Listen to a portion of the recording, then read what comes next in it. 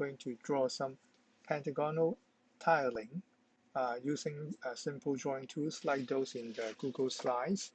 Okay, and we start with a blank page like this, and then we turn on the grid, sorry, the guides. Okay, they call it guides here.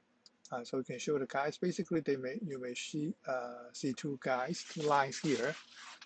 You can add more. So when you try to edit the guides, then you can create more, and both horizontal and vertical one. Okay. Let's say I start with one in the 2-inch position and add another one. Okay, 2.5. Add one more, 3, and then another one. Okay. So you can see that we have now 4 lines here, and I will add 4 other lines horizontally to form a grid of squares. So here I continue to add the guides. Now I add horizontal one. Maybe I start with 1 inch, and then 1.5, and so on. And you may see those guys at the back already. Oh, sorry, this one should be, let me see, 1.52, and then so this one is 2. This one is 2.5, and then 3. Okay, so you should have a square grid in the middle somewhere here. So this will be the basic grid for us to draw some lines to start with the drawing. And if you want to focus on the square, maybe you can add one more square in the background, right, to guide you at the beginning. But it's not necessary, it is optional. Okay. So based on this square, we're going to draw 5 segments, starting from the one here in the middle. Okay, maybe this horizontal one. So you have a line. Okay, so look at the grid, and then put it nicely on the grid. Okay, so can have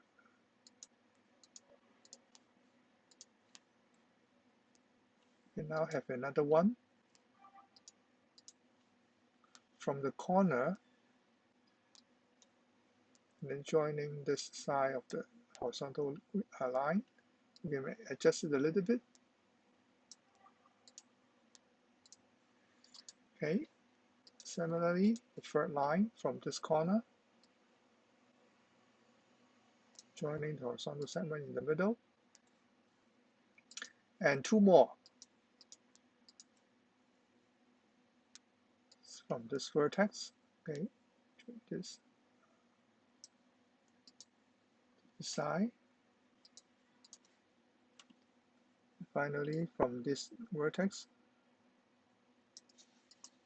this one. Okay, so basically we have 5 segments in the middle, right? And you can choose to take away or hide the guides, or even the square. Okay, it may not be needed, or maybe I can put it aside, and you can adjust a little bit so that the lines will join together nicely.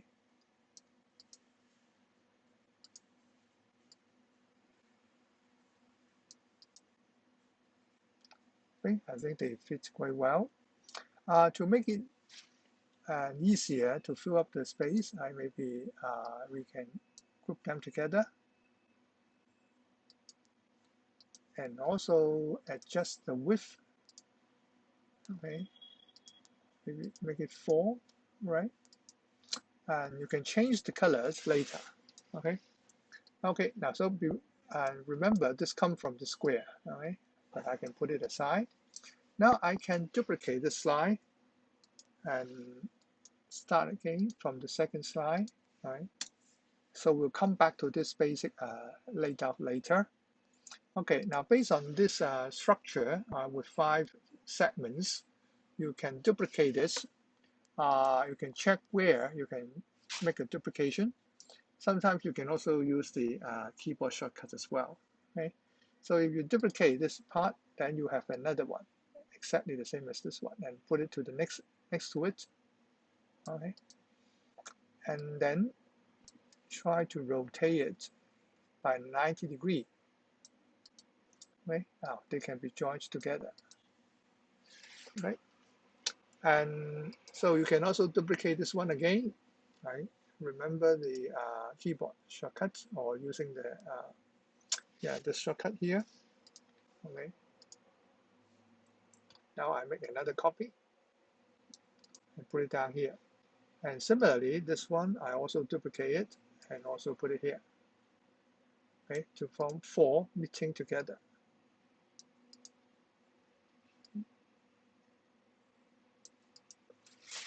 Okay, and so now we have 4 putting together and group them together for one pieces. Now I can shrink it, okay, make it smaller by dragging this corner, but you have to press the shift key so that the whole thing will be kept in proportion. So that means the ratio between the height and the width is not changed. Okay, it's still a square as a whole. You can see that this block is a square. Now we can simply duplicate this block, okay, and put it next to each other. Okay, so I can duplicate again, put it under. And so for pushed together, you have a bigger structure, and this one once again can be also made into a group and also make it smaller. Press the shift key to keep the same ratio. Okay, and then you can even put it somewhere in the corner. Now you can use it to further fill up space. So I duplicate this again. That means make a new copy. Okay, and try a few more to fill up more spaces as you like.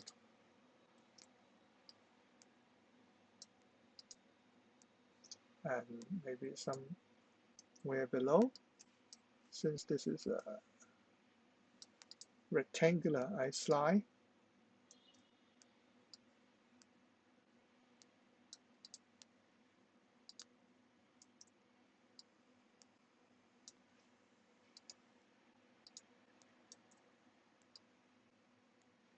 Okay, I think we now filled up most of the space. Right?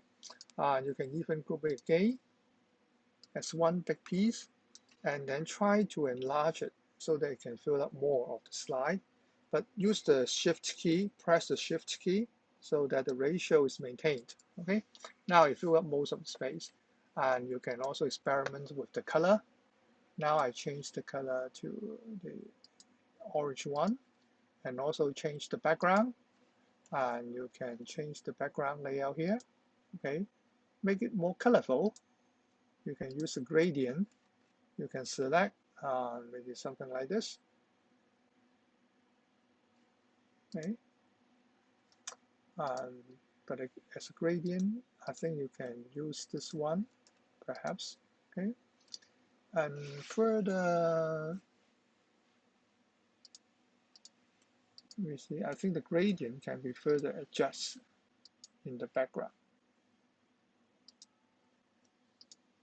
Yes, it's a custom. Okay, so you choose the custom tool, and now you can add. So you can change the end point. Okay, the color of 2 extremes. So you can make it darker if you like. Okay.